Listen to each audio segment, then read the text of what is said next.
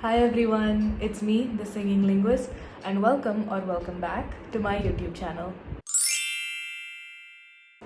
Look guys, I can't start singing my heart out in every video in good faith without giving you guys some basics to work with. Like, I can't start fumbling along to Despacito or some other song like that without actually telling you guys how to pronounce the words in it, right? So I decided that it would probably be useful for at least a couple of people if I created pronunciation guides for all the languages that I'm going to be dealing with on this channel.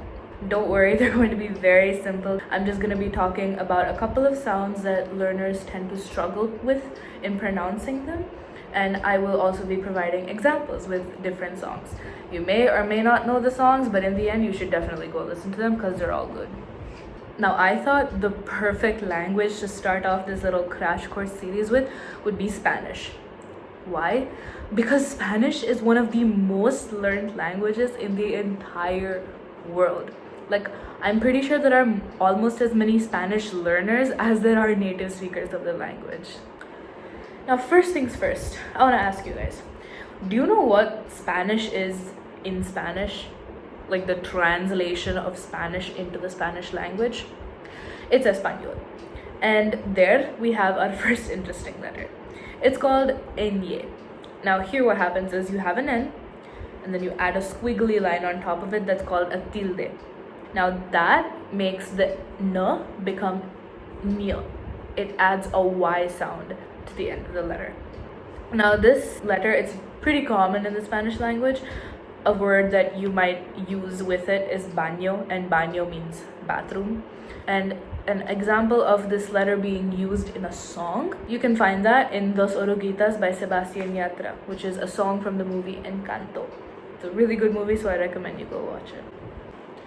Dos oruguitas desorientadas en dos capullos bien abrigadas con sueños nuevos, ya solo falta hacer lo necesario en el mundo que sigue cambiando, tumbando sus paredes, ahí viene nuestro milagro.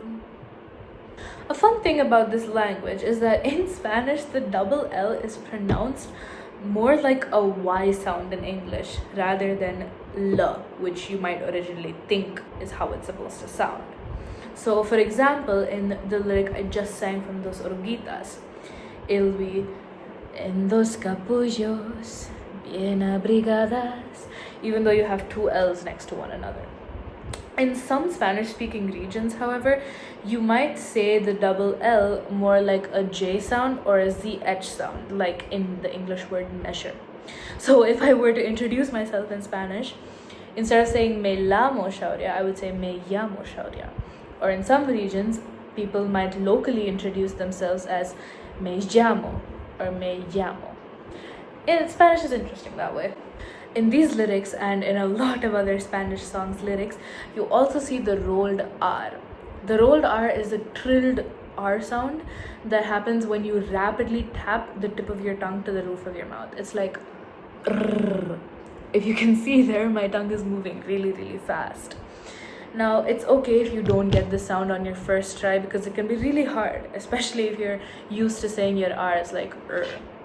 I know a lot of people who do struggle with it, and it's completely fine. You just need to keep practicing. If you'd like, you can practice with me right now. Just do it once. R. Repeat after me. You can even sing the lyric itself.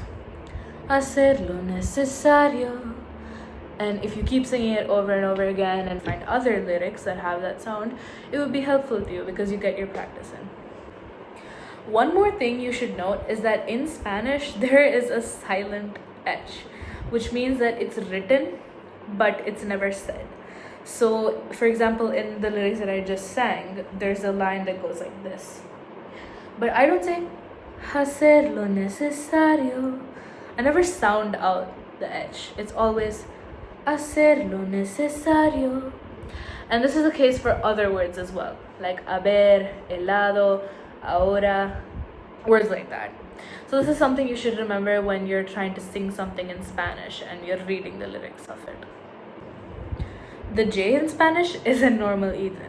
Instead of being pronounced like J, it's pronounced like H, the English H sound. So, for example, in the song Chicken Noodle Soup by J-Hope featuring Becky G, in one of her lyrics, which is this, it's Ninguna estas mujeres tiene el flow que tiene Becky. I apologize, I'm pretty bad at rapping, but again, it's Ninguna estas mujeres tiene el flow que tiene Becky. So that's one thing. You need to remember that again while you're reading any lyrics or if you're just reading in Spanish. And to top off all the pronunciation confusion, there is also a different pronunciation for G. It's not G. Well, it's not always G. In some cases, like when you're saying this word, it's more like a H. So in this case, it's gente. And you might know that super popular song Mi Gente. That's how they say it in that song. The one last thing you guys should note about Spanish is that whenever you see this letter by itself, the Y, you don't say y, you say E. And E means and. Sometimes E can also be A, which is when it's followed by a word that starts with the letter I. Okay? So just keep that in mind and make sure you don't confuse yourself whenever you're reading lyrics. And that's the end of the pronunciation guide. I hope you guys found it at least a little bit useful, and if you have any other questions or if you feel like I missed something, please don't hesitate to include it in the comment section below. Please make sure to like, share, and subscribe, and click that notification bell so that you're notified instantly whenever I upload my next videos. Thank you so much for watching. Bye!